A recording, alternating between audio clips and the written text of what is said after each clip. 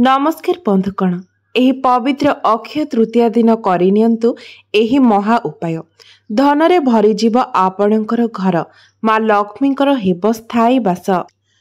बंधु माने हिंदू पंचांग अनुसारे प्रत्येक वर्षर बैशाख मासर शुक्ल पक्ष तृतीया तिथि को आमे माने अक्षय तृतीया बोली कहि थाउ। आमर हिंदू धर्म रे एही दिनटीर अनेक महत्व एवं विशेषत्व रहिछि। एही दिन रे सब प्रकारर मांगलिक कार्य करा जाय थाए। एही दिन धनर देवी माँ लक्ष्मींकर पूजा करिबार मध्य विधान रहिछि। अक्षय तृतीया रे आपण किछि सरल उपायर पालन करी माँ लक्ष्मींकर कृपा निश्चित भाବରେ पाई पारिबे। आपण माने जानती जे माँ लक्ष्मी को धन सुख एवं समृद्धिर देवी बोली माना जाई थाए। एमितिरे अक्षय तृतीया दिन किछि एपरि कार्य रहिछि जाहाको करिबा द्वारा माँ लक्ष्मी आपणक उपरे निश्चित भाବରେ संतुष्ट हेबे एवं किछि एपरि कार्य रहिछि जदि आपण अक्षय तृतीया दिन एही कार्य को करंती तेबे माँ लक्ष्मी आपणक उपरे कोप मध्य करिथांती। तेणु आपण एही दिन किछि एपरि कार्य करंतु नाही जहा द्वारा आपणकु माँ लक्ष्मींकर कोप दृष्टिर शिकार हेबाको पड़िबो। तेबे बंधु माने आजिर एही भिडियो रे आमे माने जानिबा जे अक्षय तृतीया दिन आपण माने केउ कार्य करिबा उचित एवं केउ कार्य करिबा अनुचित अटे। केउ कार्य करिबा द्वारा आपणकु माँ लक्ष्मींकर विशेष कृपा प्राप्त हेबो। तेबे ता पूर्वरु आसंतु जानि नेबा एही वर्ष केउ दिन अक्षय तृतीया पालन हेउछि, केउ दिन अक्षय तृतीया पड़िबाकु जाउछि। तेबे हिंदू पंचांग अनुसारे एही वर्ष बैशाख मासर शुक्ल पक्ष तृतीया तिथिर आरंभ मे 10 तारिखर सकाळ 4:17 हेबाकु जाउछि एवं एहार समापन मे 11 तारिख राति 2:50 हेबाकु जाउछि।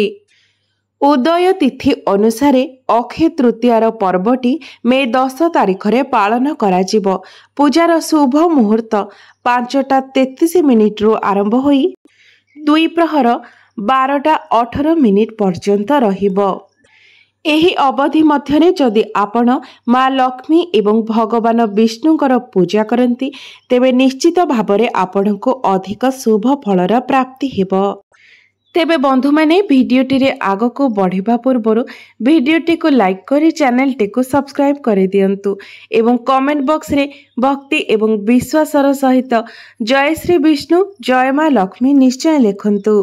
तेबे आसंतु जानि नेबा सेही सरल उपाय गुड़िक विषय जे उपाय गुड़िक माध्यम रे आपण एही दिन माँ लक्ष्मी को निश्चय भाବରେ प्रसन्न करि पारिबे। बंधु माने अक्षय तृतीयार नाम एथिपाई रहिछि कारण एही नाम पछरे अनेक विशेषता मध्य रहिछि। एही नाम पछरे अनेक कारण रहिछि। एही अक्षय तृतीया दिनटी अक्षय पुण्य प्रदानकारी अटे। एही दिन आपण जेउ भी पुण्य कार्य करिबे ताहार फल अक्षयदायी अटे। आपण एही दिन जेकोनसी कार्य करिबे ताहार फल आपणक पई अक्षय हेबो। तेणु चेष्टा करंतु एही दिन आपणकर सामर्थ्य अनुसारे दान धर्म पूजा एवं यज्ञ करिबा पई जहा द्वारा आपणकु अक्षय पुण्य फलर प्राप्ति होई पारिबो। तेबे आसंतु जानि नेबा किछि उपाय विषय जहा द्वारा आपण माँ लक्ष्मी को प्रसन्न करि पारिबे एवं आपणकर आर्थिक संकट सबुदिन पई निश्चित दूर होई जाय पारिबो। तेबे प्रथम उपायटी हेउछि धन प्राप्ति पई। एही अक्षय तृतीया दिन आपण माँ लक्ष्मींकर पूजा करिबा पई निजको समर्पण करि दियंतु एवं एही दिन माँ लक्ष्मी को आपण गोलापर फूल अर्पण करंतु। विधि विधान पूर्वक माँ लक्ष्मींकर पूजार्चना करी माँ को खीरी भोग स्वरूप अर्पण करंतु। एही खीरी मांकर अत्यंत प्रिय होइथाय। तेणु आपण एही दिन निज घरे खीरी प्रस्तुत करी माँ लक्ष्मी को भोग स्वरूप अर्पण करंतु। मान्यता अछि जे एपरि करिबा द्वारा निश्चित भाବରେ धनर प्राप्ति होइथाय एवं गृहरे सुख समृद्धिर मध्य वृद्धि होइथाय। ମନେ ରଖିବେ ଯେ ସେହି କ୍ଷୀରିକୁ କେବଳ ଆପଣଙ୍କର ପରିବାରର ସଦସ୍ୟମାନେ ହିଁ ଗ୍ରହଣ କରିବେ। ପରିବାରର ବାହାର ଲୋକଙ୍କୁ ଆପଣ ଏହି ଭୋଗ କେବେ ବି ଦେବେ ନାହିଁ। ଯେହେତୁ ଏହା ମା ଲକ୍ଷ୍ମୀଙ୍କର ଭୋଗ ଅଟେ, ସେଥିପାଇଁ ଏହି ଭୋଗକୁ କେବଳ ନିଜ ପରିବାରର ସଦସ୍ୟମାନେ ହିଁ ଗ୍ରହଣ କରିପାରିବେ। ଏହି କଥାର ଆପଣମାନେ ବିଶେଷ ରୂପରେ ଧ୍ୟାନ ରଖିବେ। ଦ୍ୱିତୀୟ ଉପାୟଟି ହେଉଛି, ଯଦି ଆପଣ ଆର୍ଥିକ ସମସ୍ୟା ଦେଇ ଗତି କରୁଛନ୍ତି, ଆର୍ଥିକ ସଙ୍କଟ ଦେଇ ଗତି କରୁଛନ୍ତି ଏବଂ ଋଣ କରଜ ଭାରରେ ବୁଡ଼ି ରହିଛନ୍ତି, ତେବେ ଏହିସବୁ ସମସ୍ୟାର ସମାଧାନ ପାଇଁ ଏହି ଉପାୟଟି ରାମବାଣ ପରି ଅଟେ। ବନ୍ଧୁମାନେ, ଅକ୍ଷୟ ତୃତୀୟା ଦିନ ଆପଣମାନେ ଏହିସବୁ ସମସ୍ୟାର ସମାଧାନ ପାଇଁ ମା ଲକ୍ଷ୍ମୀଙ୍କୁ କେଶର ଏବଂ ହଳଦୀ ଅର୍ପଣ କରନ୍ତୁ। ଏପରି ମାନାଯାଏ ଯେ ଆପଣ ଯଦି ଅକ୍ଷୟ ତୃତୀୟା ଦିନ ମା ଲକ୍ଷ୍ମୀଙ୍କୁ କେଶର ଏବଂ ହଳଦୀ ଅର୍ପଣ କରନ୍ତି, ତେବେ ସମସ୍ତ ପ୍ରକାରର ଆର୍ଥିକ ସମସ୍ୟାରୁ ଆପଣଙ୍କୁ ମୁକ୍ତି ମିଳିଥାଏ। ତୃତୀୟ ଉପାୟଟି ହେଉଛି ସୌଭାଗ୍ୟ ପ୍ରାପ୍ତି ପାଇଁ। ଆପଣ ଅକ୍ଷୟ ତୃତୀୟା ଦିନ ଯଦି ସୌଭାଗ୍ୟ ପ୍ରାପ୍ତି କରିବା ପାଇଁ ଚାହୁଁଛନ୍ତି, ତେବେ ଆମ୍ବ କିମ୍ବା ଦେବଦାରୁର ତାଜା ପତ୍ର ଆଣି ସେଥିରେ ତୋରଣ ପ୍ରସ୍ତୁତ କରନ୍ତୁ ଏବଂ ଗୃହର ମୁଖ୍ୟ ଦ୍ୱାରରେ ଏହି ତୋରଣକୁ ବାନ୍ଧନ୍ତୁ। ଏପରି କରିବା ଦ୍ୱାରା ଆପଣଙ୍କୁ ସୌଭାଗ୍ୟ ପ୍ରାପ୍ତି ହୋଇଥାଏ ଏବଂ ଗୃହରେ ସକାରାତ୍ମକ ଉର୍ଜାର ସଞ୍ଚାର ହୋଇଥାଏ ଏବଂ ଗୃହରେ ଯେତେ ପ୍ରକାରର ନକାରାତ୍ମକ ଉର୍ଜା ଥାଏ ତାହା ଘରୁ ବାହାରି ଯାଇଥାଏ, ଯାହାଦ୍ୱାରା କି ଆପଣଙ୍କ ଗୃହରେ ମା ଲକ୍ଷ୍ମୀଙ୍କର ବାସ ହୋଇଥାଏ। ଚତୁର୍ଥ ଉପାୟଟି ହେଉଛି ଉନ୍ନତି ପାଇଁ। ଆପଣଙ୍କ ଗୃହର ଏବଂ ଗୃହର ସଦସ୍ୟମାନଙ୍କର ଉନ୍ନତି ପାଇଁ ଆପଣ ଅକ୍ଷୟ ତୃତୀୟା ଦିନ ସୁନାର ଗହଣା କିଣନ୍ତୁ ଏବଂ ଏହାକୁ ଉତ୍ତର ଦିଗରେ ରଖିଦିଅନ୍ତୁ। ଏପରି କରିବା ଦ୍ୱାରା ଆପଣଙ୍କୁ ମା ଲକ୍ଷ୍ମୀଙ୍କର କୃପା ସବୁଦିନ ପାଇଁ ପ୍ରାପ୍ତ ହୋଇଥାଏ ଏବଂ ଆପଣଙ୍କର ଉନ୍ନତିର ଦ୍ୱାର ମଧ୍ୟ ଖୋଲି ଯାଇଥାଏ। ତେବେ ବନ୍ଧୁମାନେ, ଏହା ଥିଲା ସେହି 4ଟି ସରଳ ଉପାୟ, ଯେଉଁ 4ଟି ସରଳ ଉପାୟକୁ ଆପଣ ଏହି ଅକ୍ଷୟ ତୃତୀୟା ଦିନ ପାଳନ କରିବା ଦ୍ୱାରା ଆପଣଙ୍କ ଜୀବନରେ ଚାଲିଥିବା ଅନେକ ଗୁଡ଼ିଏ ସମସ୍ୟାର ସମାଧାନ ହୋଇଯିବ ଏବଂ ଆପଣଙ୍କ ଗୃହରେ ମା ଲକ୍ଷ୍ମୀଙ୍କର ସ୍ଥାୟୀ ବାସ ମଧ୍ୟ ହେବ। ତେବେ ଆସନ୍ତୁ ଏବେ ଜାଣିନେବା କିଛି ଏପରି କାର୍ଯ୍ୟ ବିଷୟରେ ଯେଉଁ କାର୍ଯ୍ୟଗୁଡ଼ିକ ଆପଣ ଭୁଲରେ ବି ଅକ୍ଷୟ ତୃତୀୟା ଦିନ କରିବା ଅନୁଚିତ ଅଟେ। ଏହି କାର୍ଯ୍ୟଗୁଡ଼ିକ ଯଦି ଆପଣ ଅକ୍ଷୟ ତୃତୀୟାର ଦିନରେ କରନ୍ତି, ତେବେ ମା ଲକ୍ଷ୍ମୀଙ୍କର ଆଶୀର୍ବାଦ ବଦଳରେ ଆପଣଙ୍କୁ ମା ଲକ୍ଷ୍ମୀଙ୍କର କୋପ ଦୃଷ୍ଟିର ଶିକାର ହେବାକୁ ପଡ଼ିଥାଏ।